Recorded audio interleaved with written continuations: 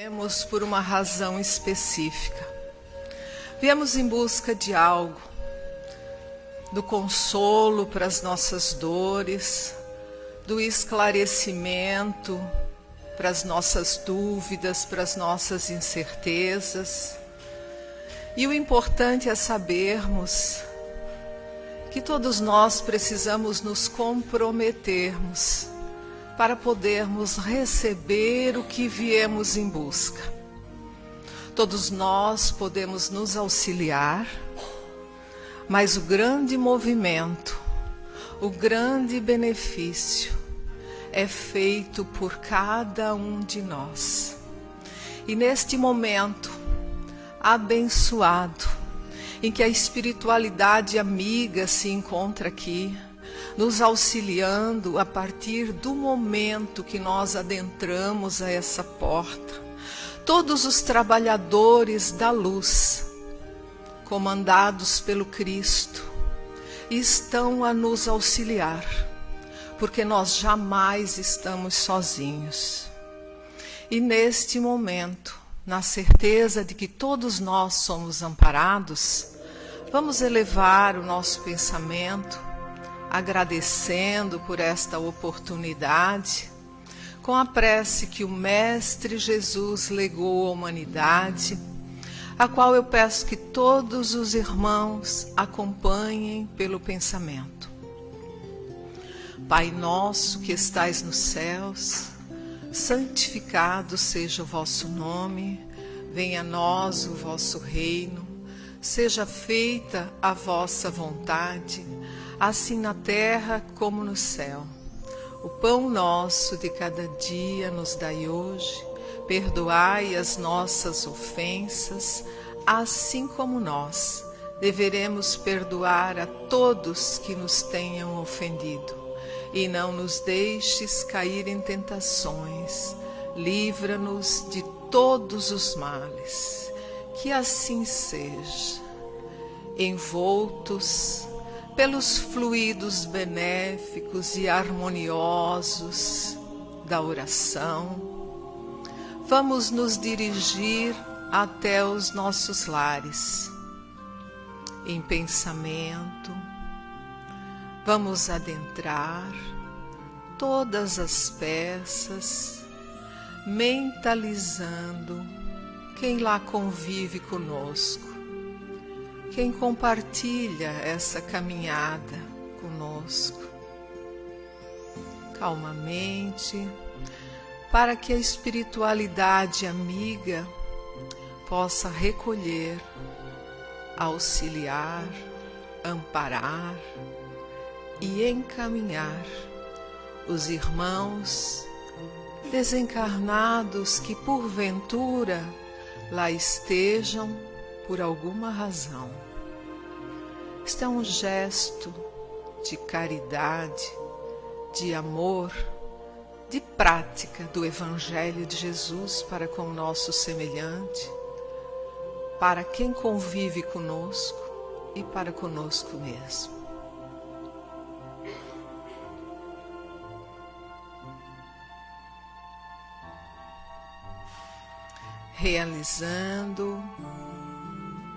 Realizado este movimento, vamos voltando em pensamento a este ambiente, para que possamos ouvir o Evangelho da noite.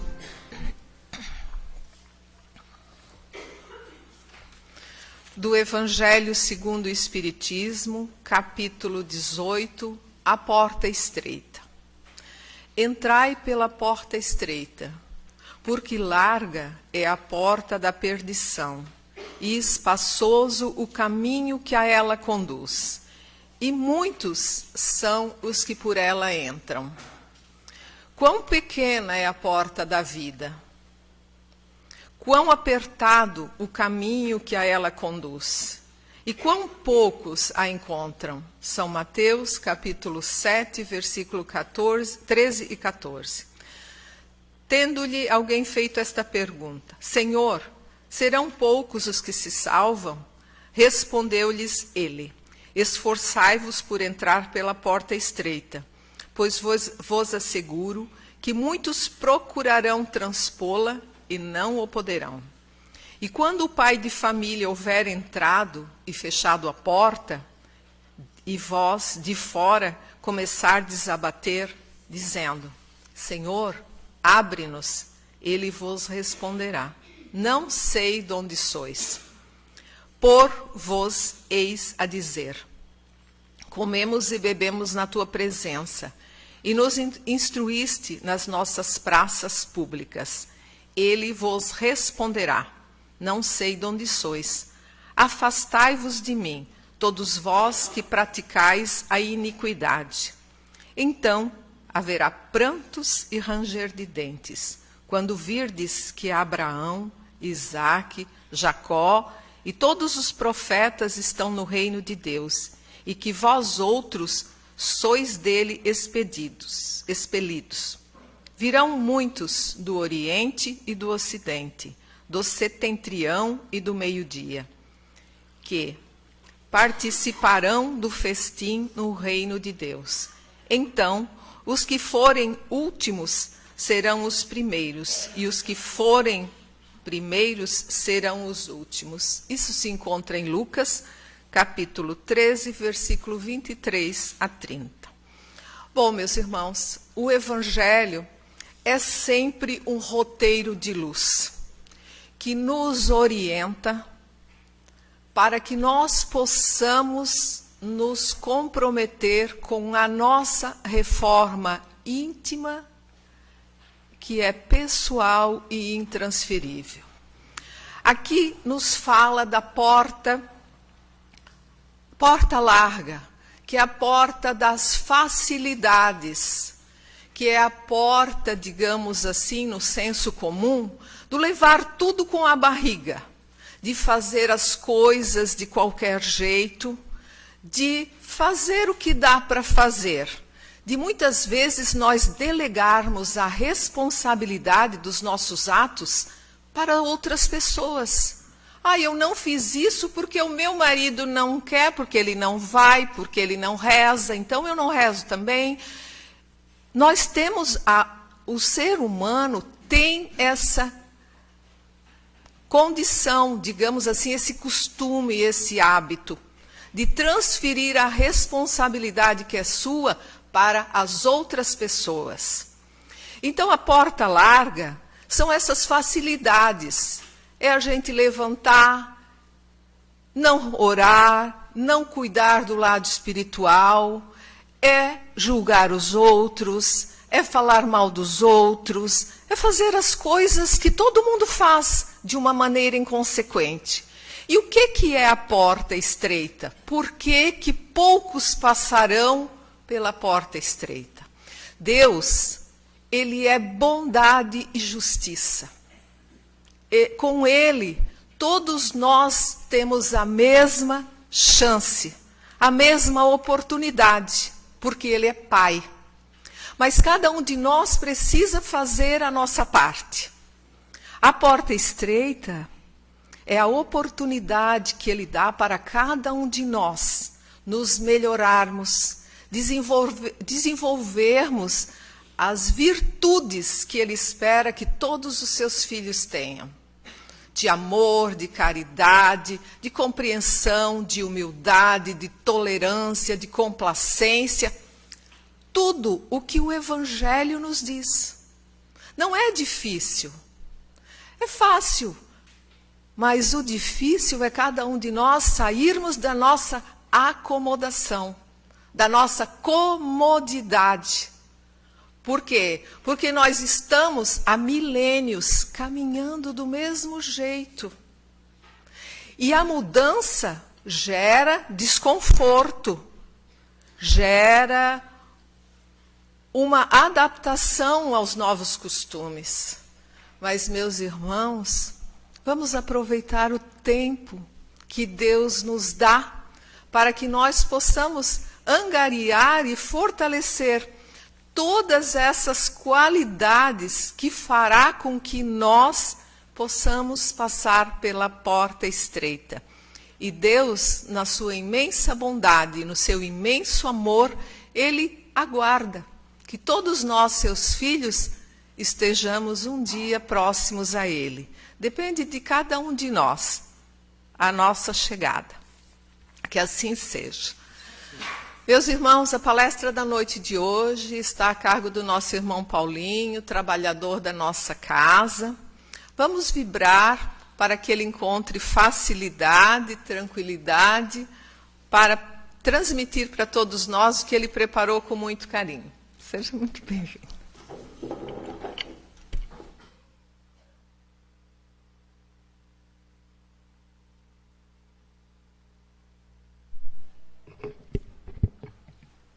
Boa noite a todos. Sejam todos bem-vindos a esta casa de oração, o Círculo da Luz. Inicialmente, agradecer a Deus a oportunidade de estarmos aqui mais um dia, uma noite, pedindo a proteção dos trabalhadores dessa casa, pedindo o amparo da espiritualidade amiga, para que possamos ter a tranquilidade de tentar trazer aos irmãos aqui presentes, esta noite, aquilo que estudamos, tratando do tema de Paulo, o apóstolo dos gentios.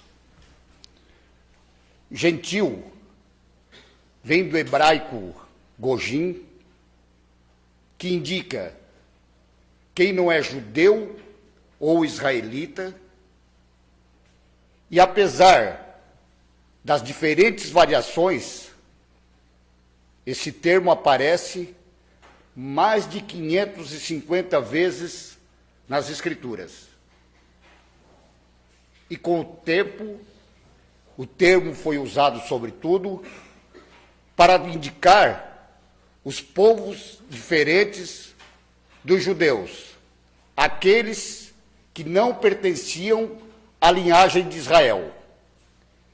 Então, por ter levado o Evangelho a todos os povos, aos pagãos, aos gregos e romanos, fora dos domínios de Israel, enfim, por ter levado o cristianismo aos não-judeus, e principalmente aqueles que não praticavam nenhum tipo de religião, Paulo tornou-se conhecido como o apóstolo dos gentios. E apesar de muitos desafios que teve que vencer, interiores e exteriores, conseguiu levar amor e esperança por onde passou. Pesquisando, vimos que isso está em Atos dos Apóstolos, capítulo 9, versículo 15, em Gálatas, capítulo 1, versículo 15 a 23, Efésios, capítulo 3, versículo de 1 a 6. Por que eu fiz essa explanação sobre os gentios? Porque quando cheguei a esta casa, que via falar Paulo, o apóstolo dos gentios, eu não conseguia ter o entendimento por quê. Nascido Saulo em Tarso, capital de Cilícia, no início do século I, uns dizem que Saulo era saduceu, outros que era fariseu. Se bem que todos os dois eram considerados partidos religiosos e que não aceitavam à época o cristianismo. Mas também em pesquisas realizadas nesse sentido, constatei que toda a família de Saulo eram seguidores do farisaísmo. Saulo era de origem judaica, da tribo de Benjamim. Aqui, abro um parênteses para um detalhe. Os fariseus eram cumpridores da lei sobre as escrituras de Torá e acreditavam que a salvação ela era concedida por Deus através do cumprimento de suas leis. Primeiro, somente no âmbito religioso. Mais tarde, também se manifestaria no ambiente familiar. Desculpa, no ambiente militar. Assim sendo, não se importavam de usar a violência quando esta fosse necessária, pois, ao seu entendimento, à época, o combate, mesmo quando fosse arriscando a própria vida ou de vidas alheias, tornava-se um martírio para santificar o nome do Senhor. Saulo teve como discípulo o rabino Gamaliel, um dos mais brilhantes e respeitados pregadores do judaísmo, e considerado à época um dos maiores conhecedores das leis mosaicas. Saulo, encaminhado já na infância à sinagoga, tendo estudado, aprendeu a herança judaica, dotado de grande intelecto, mas principalmente com um poder de oratória único e avassalador, rapidamente transforma-se num poderoso conhecedor das leis de Deus, para daí então, mais à frente, tornar-se um rabino. Tanto os fariseus como os saduceus faziam parte das seitas judaicas, que eram, à época, as classes dominantes em Israel. Saulo, no futuro, iria conquistar importante posição como fariseu e tornar-se membro do Sinédrio, ou seja, juiz da lei judaica.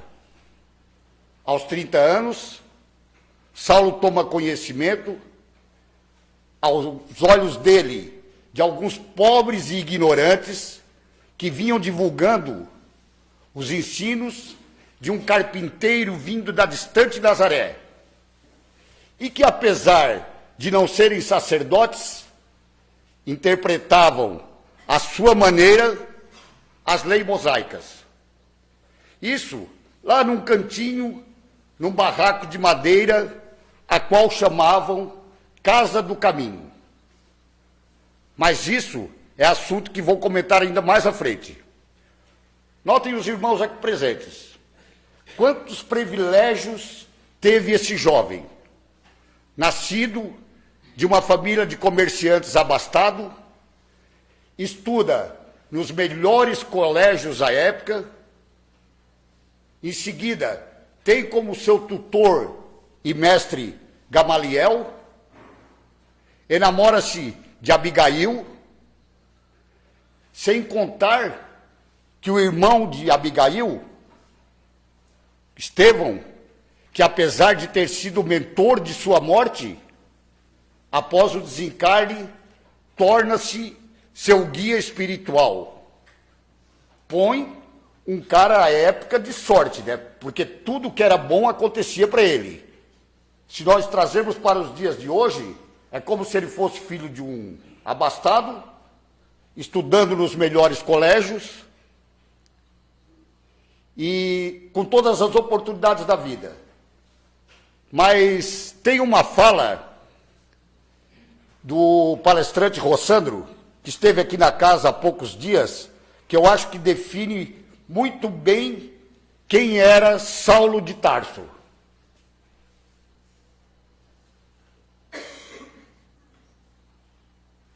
Não sabe de nada, bom é ser espírita. Velho, é muito massa. O caba vai, o caba vem, o caba volta, conversa com quem foi.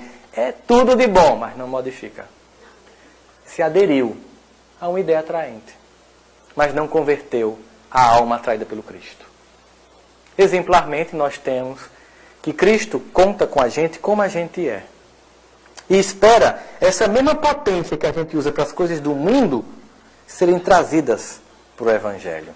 Observe, ele tinha um colégio apostolar. Ele foi crucificado. Simão Pedro, João estavam lá. Mas ele precisou chamar um outro elemento, chamado Saulo. A gente leu romances Paulo e Estevão, a gente sabe a história de Saulo, e eu pergunto, quem era Saulo? O que é que ele fazia?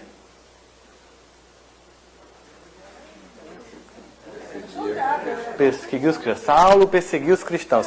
Vocês sabem o que se chama, em termos de política, a palavra politicamente correto? Politicamente correto é uma forma de eu dizer uma coisa dura de forma doce.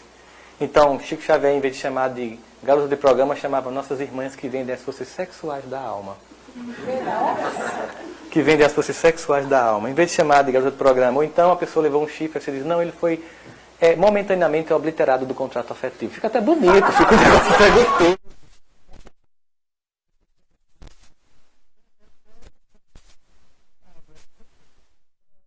Falar politicamente correto. Sabe quem Saulo era?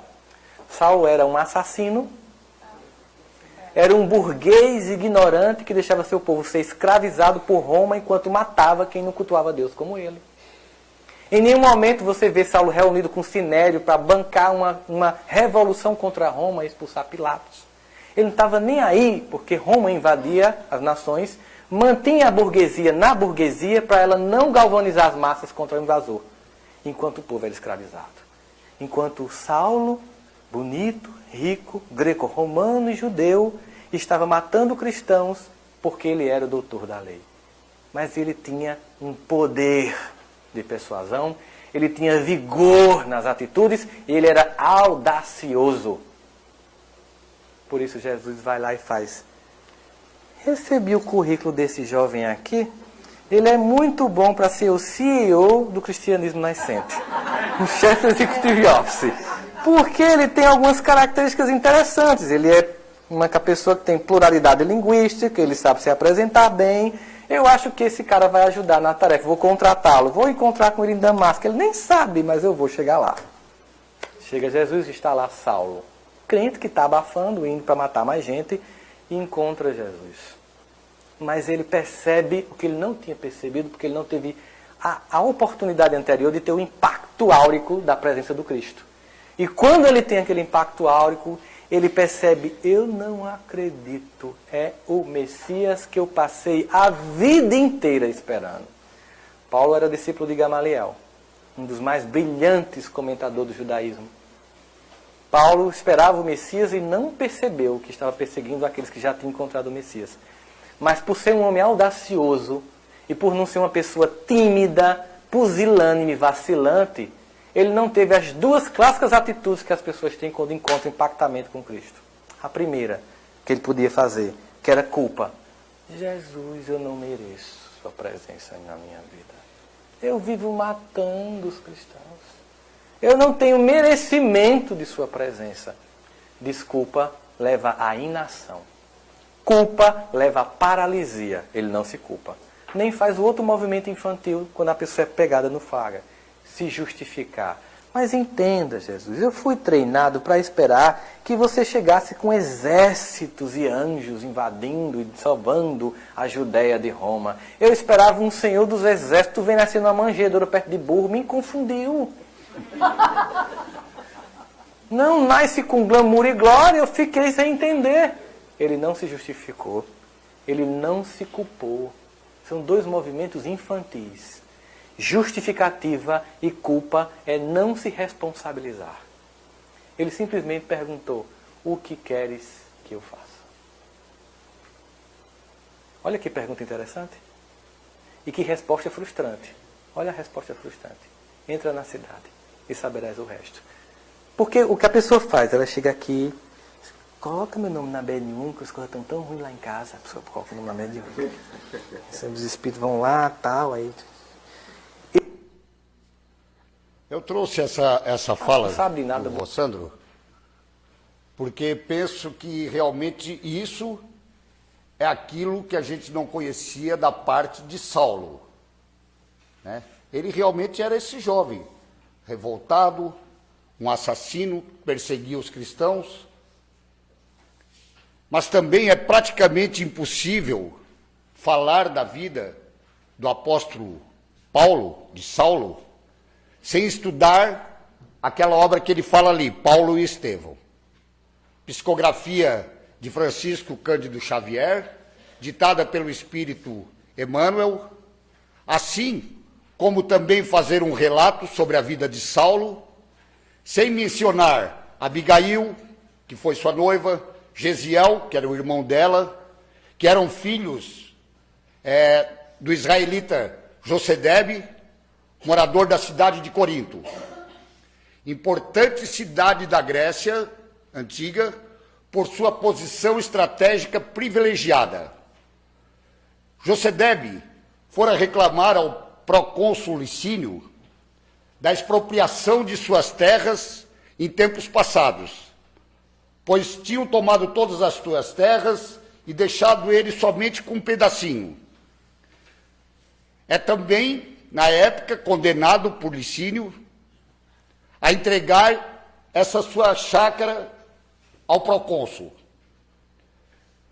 Por quê? Por desobediência, por ter ido lá reclamar sobre essa condição. Revoltado com a situação, Josedebe sai dali, vai para casa e resolve tocar fogo nas pastagens onde era a sua antiga terra, que já está sob o poder de Licínio.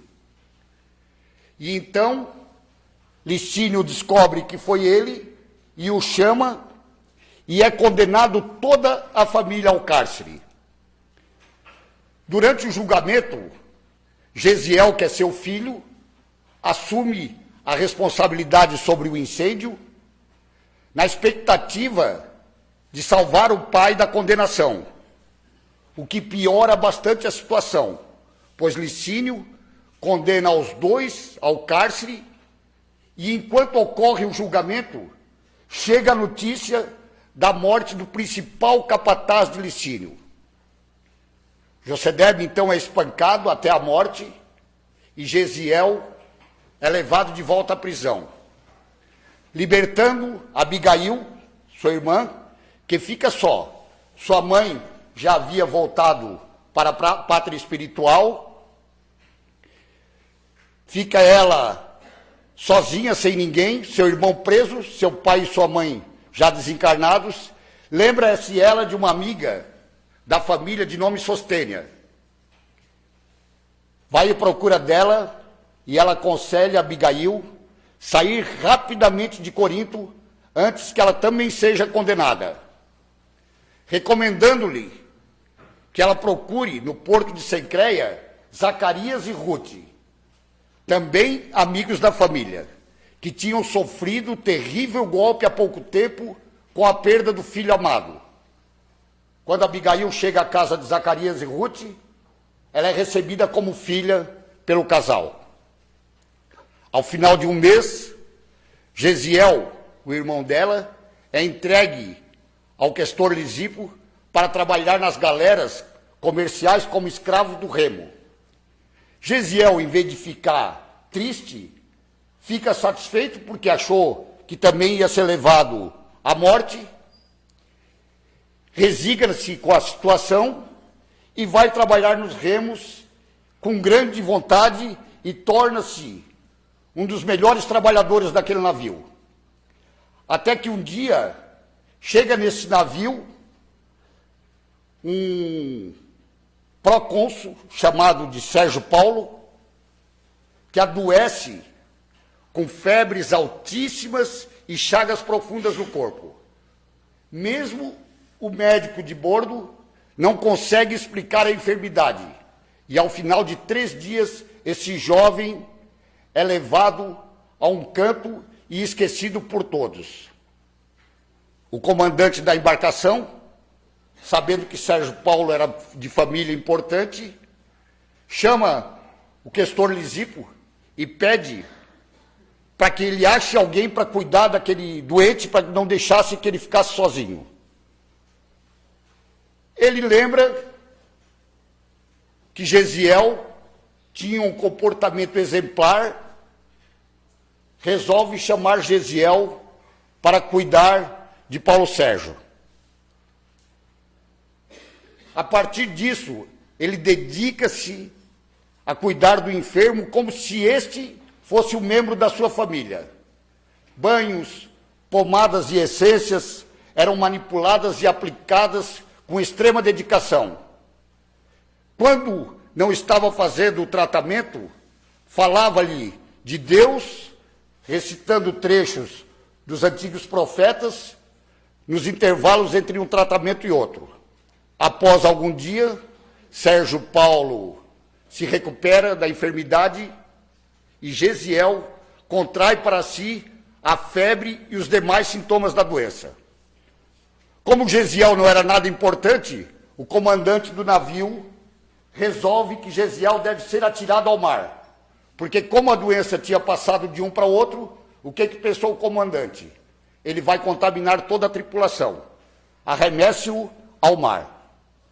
Sérgio Paulo fica sabendo da história, tinha influência, vai lá e pede para o comandante do navio que dê uma oportunidade para aquele jovem que salvou a sua vida, que no dia seguinte chegariam ao porto de Jope, e que daí então ele queria dar a liberdade àquele jovem, porque sabia que ia morrer mesmo, então pelo menos que ele tivesse uma morte decente.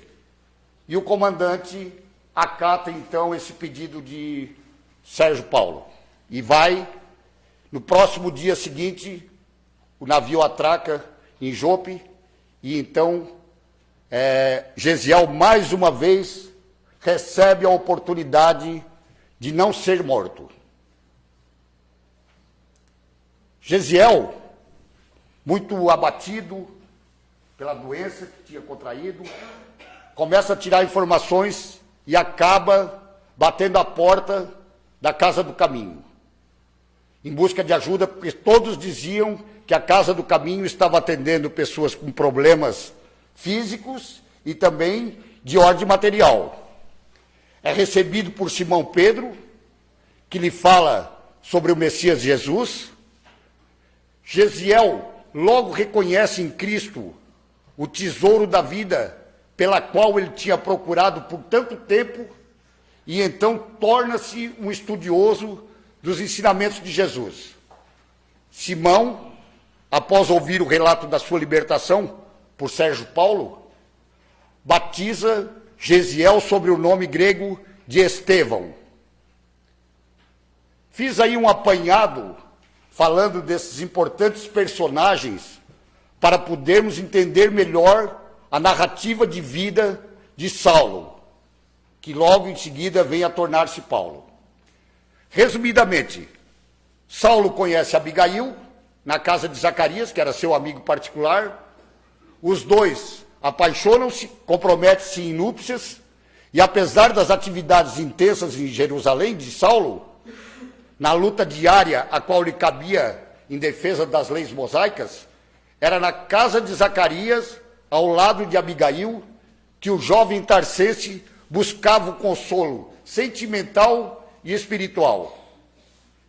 Estevão, irmão de Abigail a esses tempos, já tornara-se um grande pregador da Casa do Caminho, inclusive provocando curas milagrosas através da imposição de mãos e de energias salutares.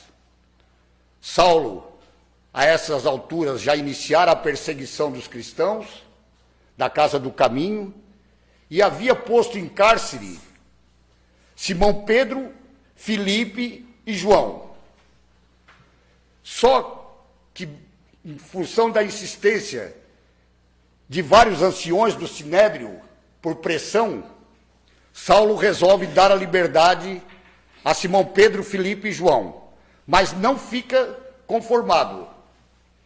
E daí descobre que na Casa do Caminho tem um jovem chamado Estevão, que tem feito várias pregações, inclusive causando cura nas pessoas, e ele, com a sua mente doentia, logo pensou, é este que eu quero. Aí então ele armou o seguinte, ele chamou Neemias, que era um dos seus serviçais, e pediu o seguinte, Neemias, tu vai até o Sinédrio e tu vai denunciar o Estevão como blasfemo e caluniador das leis do Sinédrio. E assim, Estevão é convocado a ir ao Sinédrio prestar esclarecimentos. E quando é questionado sobre as leis mosaicas e as sinagogas, Estevão faz o seguinte discurso. Aquele lá mesmo, volta. Diz assim, eu vou ler aqui, tá, pessoal? Se vocês não conseguem ler aí, não tem problema. Jerusalém não me parece um santuário de tradições da fé. Muito ao contrário, dá a impressão de um grande bazar, onde o templo está cheio de mercadores. As sinagogas regurgitam aos interesses mundanos, as células farisaicas buscam somente seus interesses mesquinhos, os desperdícios e o luxo de vossas túnicas espantam. Não conseguem enxergar que à sombra de vossos muros, há milhares morrendo de fome? Falais de Moisés e dos profetas. Repito, acreditais que os antepassados veneráveis mercadejassem com os bens de Deus? O grande legislador viveu entre experiências terríveis e dolorosas. Jeremias conheceu longas noites de angústias entre as perdições de Babilônia. Amós era pobre pastor, filho do trabalho e da humildade. Elias sofreu toda sorte de perseguições, tendo que recolher-se ao deserto, tendo muito sofrido por seu iluminismo. Assim também foi com Esdras. Ezequiel foi condenado à morte. Daniel foi ao cárcere. Onde guarda sua fé? No conforto dos palacetes? Incentivais a revolta e quereis a paz? Explorais os pobres e falar de amor de Deus e ao próximo? Não vos lembrais de que o Eterno não pode aceitar o louvor dos lábios quando o coração da criatura permanece dele distante? Então, com essa fala, aí reagiu ao contrário. Em vez de Saulo tentar entender e perdoá-lo, Saulo fica numa revolta tremenda e resolve condenar Estevão à morte por apedrejamento. Gamaliel tenta de todas as maneiras dissuadir Saulo de praticar esse ato. Mas Saulo, na sua perversidade, monta um circo todo para dizer que vai matar aquele que estava caluniando e difamando as sinagogas e as leis de Deus. E daí então vai em busca da sua noiva, Abigail, buscar Abigail para ver a cena em que ele armou, sem saber que Estevão é irmão de Abigail, aquela que era sua noiva, ao qual ele estava apaixonado. Depois de vários apedrejamentos, quase ao fim do circo montado, Abigail olha e identifica que é o seu irmão, Gesiel. Desesperadamente, pede para que Saulo o poupe da morte. Saulo, sem saber o que fazer, recolhe Gesiel para dentro, só que não tem mais tempo. Quando Gesiel chega, abraça a sua irmã, Gesiel desencarna. Saulo fica totalmente desorientado e Abigail pega e volta para a casa de Zacarias. Entra em tristeza profunda, aquilo que nós chamamos hoje de depressão, e acaba vindo a morte também. Mas não sem antes tornar-se cristã, pois ela teve o conhecimento das Escrituras através de Ananias, que era também um amigo de Zacarias. Passado a morte dela, Saulo, entristecido pela perda da esposa, não sabendo do seu desencarne, vai à casa de Zacarias na esperança de reatar com Abigail. Para seu desespero, quando chega lá, sabe que Abigail tinha morrido. E daí então ele entra em desespero e fica sabendo que Abigail tinha tido uma passagem tranquila, porque tinha tido conhecimento das Escrituras através de Ananias. E daí Saulo, enfurecido, sai e descobre que Ananias está na cidade de Damasco. Então Saulo pega alguns dos seus homens de confiança e vai para Damasco para vingar a morte da sua apaixonada esposa, futura esposa. E daí então vem a cena que todos nós conhecemos. Cai do cavalo, sem visão, e tem esse contato com Jesus. Daí então, aquela famosa cena, né? Que Jesus pergunta: Saulo, Saulo, por que me persegues? E quando Saulo questiona quem está falando, Jesus se apresenta como o Messias prometido. Então Saulo, que no íntimo da sua alma, ao condenar Estevão, já tinha percebido algumas verdades na fala do mesmo, ali diante de seus olhos estava aquele que ele tanto questionara. Não tinha mais dúvidas. Aquele era Jesus, o Messias prometido. E Saulo, totalmente transformado naquele contato, pergunta: o que queres de mim, Senhor? E Jesus responde: levanta-te, Saulo, entra na cidade e lá te será dito o que te convém fazer. Vejam aí como Jesus aplica uma lição valiosa em Saulo, porque em vez de dar a orientação, dizer o que Saulo tem que fazer para se redimir, ele diz o contrário: vá até Damasco, que lá lhe será mostrado o que fazer. E então, Saulo, sem visão, pede para que os seus súditos lhe carreguem até a cidade de Damasco para saber o que Jesus queria para ele. Aqui, abro um parênteses para um comentário importantíssimo que Saulo faz antes de chegar a Damasco. Ele diz,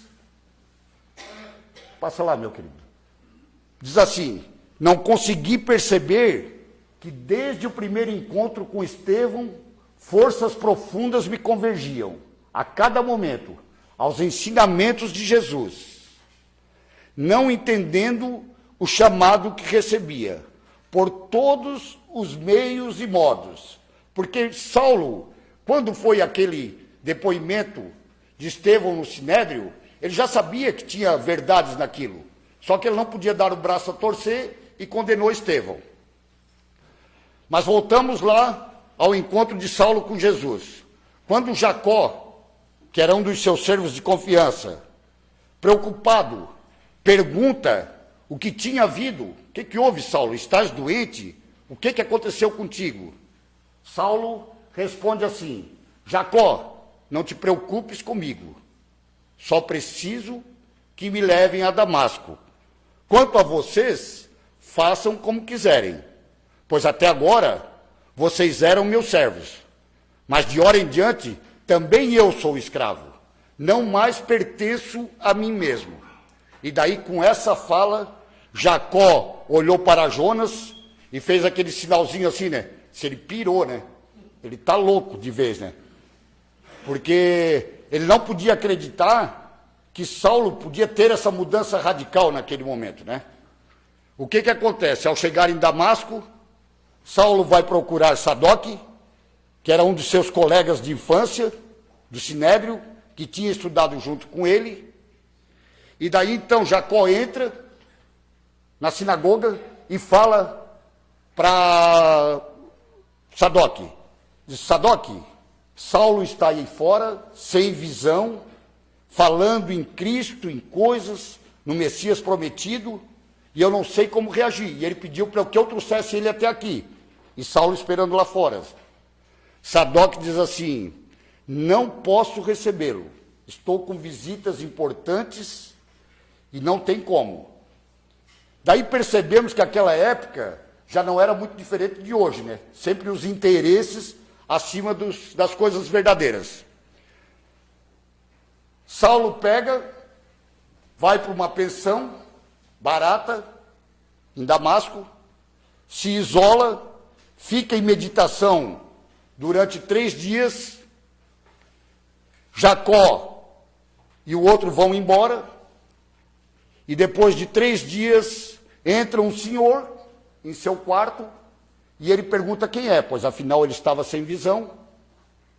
E daí Ananias fala assim: o senhor que te apareceu no caminho, dá uma passadinha lá, enviou-me aqui para que tornes a ver e receba a iluminação do Espírito Santo. Após longo diálogo entre ambos, em que Saulo compromete-se a partir dali só trabalhar em nome do Senhor Jesus, pede a Ananias onde pode encontrar os pergaminhos com as escrituras do Evangelho, e Ananias responde para ele: somente em Jerusalém, na casa do caminho, irás encontrar essas escrituras. Mas eu tenho alguma cópia, se tu quiseres copiar, tu pode. Então Saulo fica durante alguns dias copiando as escrituras, começa a estudá-la e fala para Ananias assim: eu vou, assim que eu tiver mais ou menos preparado, eu vou na sinagoga, vou procurar Sadoque, que não me recebeu, e vou falar sobre as escrituras para ele. E assim ele faz. Quando ele chega à sinagoga, aí então o Ananias escuta, Sadoque escuta e diz assim: você está totalmente louco, não tem como conversar contigo. Você simplesmente imagina, né? Conhecendo Saulo, que era um dos principais perseguidores dos cristãos, estava ali naquele momento dizendo que tinha virado um cristão, Sadoque também afirmou ele estar louco. Quando volta a falar com Ananias das dificuldades encontradas na sinagoga, Ananias lhe diz o seguinte: é preciso morrer para o mundo para que Cristo possa viver em nós. E assim, Ananias aconselha Saulo para que vá para o deserto meditar e estudar os evangelhos de Jesus. E Saulo sabe que Gamaliel, seu antigo mestre, se encontrava numa cidade próxima em Palmira. Saulo vai ao encontro do irmão de Gamaliel, de nome Ezequias, que faz um relato que Gamaliel, desde que chegou à cidade, estava modificado profundamente, pois o mesmo, desde que teve conhecimento de Jesus, através dos escritos da Casa do Caminho, dedicara-se aos estudos da Escritura. Saulo, quando encontra com seu antigo mestre Gamaliel, relata esse encontro com Jesus nas portas de Damasco e diz que quer se dedicar aos estudos das Escrituras. Gamaliel, através do seu irmão Ezequias, encaminha Saulo ao oásis. Aí é uma parte da história que a grande maioria conhece, né? Que Saulo vai para o deserto, acaba ficando no oásis de Dan, que é no meio do deserto, que era uma parte do deserto aonde os beduínos passavam e ali se reabasteciam principalmente de roupas e coisas desse tipo. Saulo acaba indo para lá, fica morando com Áquila e Prisca e descobre que Áquila e Prisca tinham saído de Jerusalém por perseguições de Saulo de Tarso. Ele, na hora, resolve não falar que ele é Saulo de Tarso, até que então ele conquiste a confiança de Áquila e Prisca, e daí sim, daí ele fala que ele era aquele que perseguia os cristãos, que ele era Saulo de Tarso. Aí então O Áquila fala assim para ele: irmão, acolhemos-nos no Senhor, não estamos mais separados por nossas diferenças. Falamos do poder de Jesus, que agora nos aproxima através do amor. Desta forma, Saulo permanece durante 3 anos no deserto, até voltar a Damasco, e a partir daí então, inicia seus labores apostólicos. Na sua volta à cidade de Tarso, tenta buscar apoio na sinagoga, não consegue, vai em busca dos seus familiares, que também não o recebem, alegando que ele está louco, e daí então ele busca isolar-se num campo, numa cidade próxima, em Tauro. Quando se aproxima à noite, ele tem o primeiro contato com Estevão e Abigail, que estão no mundo espiritual, e que daí então diz que são os seus protetores. Então, para que nós possamos entender melhor um pouquinho, todo o planejamento no mundo espiritual era exatamente esse. Como fala o Rossandro ali no depoimento do começo ali, ele é um perseguidor dos cristãos, mas ele tem um potencial enorme, né? Porque é estudado, é inteligente e, além disso, tem o poder da fala, tem o poder de conversar e convencer as pessoas. Então, ele, abandonado por todos, ele recebe um mínimo valor do seu pai, compra um tear, fica na cidade de Tarso, sua cidade natal, durante 3 a 4 anos, só trabalhando na tecelagem, que era a sua profissão, que seu pai tinha lhe ensinado na infância, até que vem o levita Barnabé, vem chamá-lo para ir a Antioquia. Então, começa ali, ativamente, na edificação do cristianismo. Ali em Antioquia, numa inspiração de cima, Lucas, numa fala inspirada, convoca todos para não chamar a igreja do Cristo mais de casa do caminho. Porque, diz ele, no caminho encontra de tudo, encontra pessoas boas, encontra pessoas ruins. Então, se nós estamos trabalhando o Evangelho de Cristo, por que não chamarmos de cristãos? E a partir dali, naquela assembleia, todos concordam que deve ser mudado de casa de caminho para a casa dos cristãos.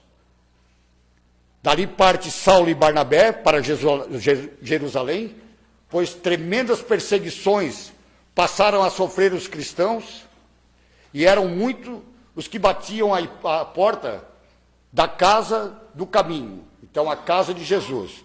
Ali então em Jerusalém, Saulo, inspirado por seu mentor espiritual Estevão, faz a seguinte declaração: o cristianismo não atingirá seus fins se esperarmos somente os israelitas.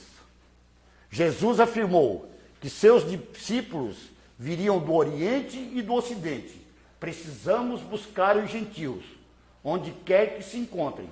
Só assim o movimento vai tornar-se universal. Foi então, na ilha de Chipre, a primeira e mais importante conversão de um procônsul ao cristianismo. Adivinhe quem? Ninguém menos que Sérgio Paulo, aquele que dera a liberdade a Estevão há 10 anos atrás. Após este ato, Barnabé, em comemoração ao triunfo missionário que tiveram naquele dia, conversa com Saulo e diz: Saulo, por que tu não adota o teu mesmo nome em romano, que é Paulo? Porque daí as pessoas não vão te identificar como aquele perseguidor que tu era em Tarso. E daí então Saulo passa a se chamar Paulo. Paulo de Tarso inicia sua missão de evangelizador, levando sua mensagem aos gentios. Certa feita, ele é questionado por que não se manter nas grandes metrópoles. E ele responde assim: para muitos, uma viagem a Alexandria pode oferecer maior interesse, mas todos os grandes centros estão cheios de mestres da palavra, possuem sinagogas importantes, conhecimentos elevados. Se não servem a Deus, é por má vontade. As aldeias, ao contrário, são muito pobres e carentes de luz espiritual. É lá que precisamos estar. Então, por isso que Paulo é conhecido como o apóstolo dos gentios. Como falou, fundou igrejas por onde passou, na Grécia, Roma, Israel, enfim, por todos os lugares que teve. E quando não tinha mais condições de estar visitando todos esses lugares, começou a escrever as suas epístolas, que são, podemos dizer assim, um tesouro apostólico do cristianismo. Então este era Saulo, que vem a se tornar Paulo, o apóstolo dos gentios. Espero que eu não tenha enrolado muito, que eu possa ter dado uma luz aos irmãos aqui presentes, de quem era Paulo. Na verdade, nada a esconder, né? Porque tem certas religiões que escondem. Saulo realmente era o perseguidor dos cristãos. Mas Saulo, nós podemos contar como se ele fosse um trabalhador da última hora, né? Porque Jesus fala que todo aquele que quiser a redenção, ele vai ter a oportunidade sim. Então, ele na última epístola que ele escreve a Timóteo, ele termina com essa frase, né? Terminei a minha tarefa, combati o bom combate, guardei a fé. É isso que nós precisamos estar atentos, né? De combater esse mau combate que existe entre nós, sabermos que tem tempo, sim, para nós nos trabalharmos e nos melhorarmos como ser humano, e a partir disso, então, sim, ter essa fé dentro de nós, né, essa fé verdadeira, essa fé raciocinada, ao qual nós falamos. Então, eu gostaria de encerrar essa palestra com uma passagem de Lucas, do versículo 12, do capítulo 12, o versículo de 1 a 7, que eu acho que tem muito a ver com a situação que o país está passando hoje. Ele diz assim, Lucas: diante de uma situação fermentosa e informações sobre a qual as pessoas recebiam, onde uns não respeitavam o limite dos outros, Jesus pede aos discípulos que tomem cuidado com discursos que ele sabe que não são verdadeiros. Neste relato, Jesus nos alerta para sermos autênticos, servidores da verdade e não iludidos pela mentira, pois conforme nos diz ele, nada ficará oculto, tudo será revelado. Jesus nos dá segurança que não devemos temer, que nossa missão se baseia na verdade, que põe às claras toda mentira de um sistema social que não mostra sua verdadeira face. A palavra fala que o homem pode até matar o corpo, mas não conseguirão tirar a verdadeira vida que pertence a Deus, para aqueles que acreditam na sua promessa. Quem é fiel a Jesus, ele, a seu favor, alcançará a vida eterna. Uma boa noite a todos, que assim seja.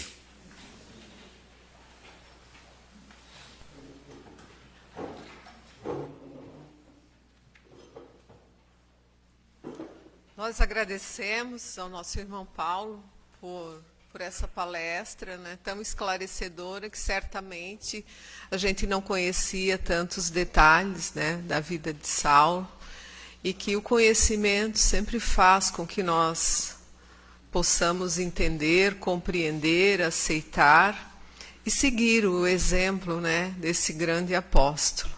Então, meus irmãos, nesse momento, nós vamos pedir à espiritualidade amiga que possa fluidificar as águas sobre a mesa, depositando nelas o bálsamo, o lenitivo, o remédio necessário ao equilíbrio de quem delas fizer uso. Vamos pedir também o socorro, o amparo, o auxílio, o conforto para o nome dos irmãos que se encontram nas urnas de encarnados e desencarnados. Que cada um possa receber o que necessita. Pedimos ainda o auxílio, o amparo, a misericórdia divina para os nossos irmãos perdidos nos antros dos vícios, aos doentes, nos hospitais, em suas casas, muitas vezes abandonados nas ruas, para as crianças, muitas vezes solitárias no próprio lar, nos orfanatos, os idosos nos asilos ou solitários em suas casas. Senhor, te pedimos por todos os irmãos, te pedimos por nós que caminhamos aqui neste plano. E enfim, Senhor, neste momento, nós elevamos até a Ti o nosso pedido, o nosso clamor, para podermos receber os fluidos benéficos do passe. O passe é transmissão de energia. E nós clamamos a Ti, Senhor, que a espiritualidade amiga, que o mentor espiritual de cada um de nós possa estar ao nosso lado, nos sustentando, nos amparando, nos auxiliando nessa nossa caminhada. Senhor Jesus, inúmeras vezes dirigimo-nos à Tua presença, sem saber o que desejamos. Pedimos, mas quanto temos a agradecer, Senhor. Agradecer pela oportunidade de aqui estarmos, agradecermos pela oportunidade da vida, da encarnação, da família, dos amigos, do trabalho. Senhor, quantas coisas nós temos a Te agradecer. E neste momento, que nós possamos nos sentir fortalecidos, esclarecidos, que possamos deixar vibrar em nós, alimentar toda essa potencialidade do amor que Tu pregastes, que Tu deixastes no Teu Evangelho. E neste momento, nós elevamos até a Ti, Senhor, a nossa prece de gratidão. Pai nosso que estais nos céus, santificado seja o vosso nome. Venha a nós o vosso reino. Seja feita a vossa vontade, assim na terra como no céu. O pão nosso de cada dia nos dai hoje. Perdoai as nossas ofensas, assim como nós deveremos perdoar a todos que nos tenham ofendido. E não nos deixes cair em tentações. Livra-nos de todos os males. Que assim seja, Senhor. Graças a Deus. Que todos tenham um bom final de semana.